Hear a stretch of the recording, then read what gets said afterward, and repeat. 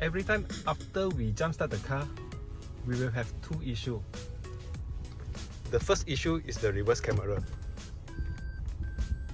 You cover the symbol. It means that the steering guideline is gone.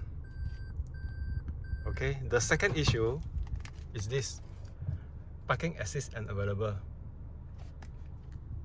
Now let's fix the reverse camera first. Shift to reverse. As you can see, there's no guideline. Then turn it to the left all the way. Okay, after that to the right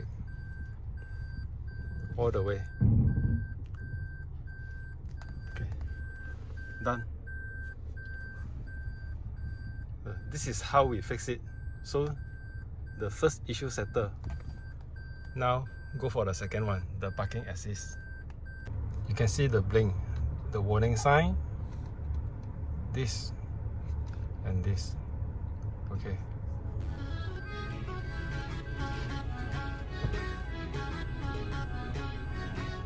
To fix the parking assist issue, first we need to drive around. Let's go.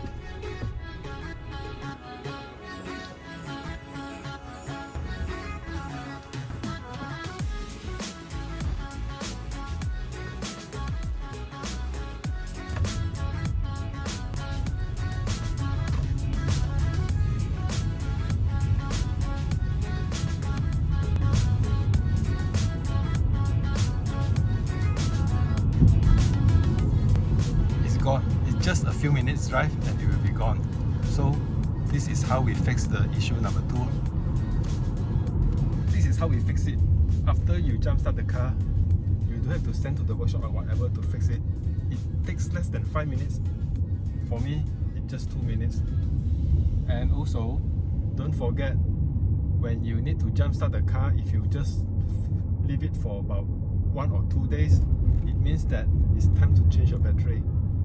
For more information about the Alphard or Wildfire for this generation, you can check my playlist here.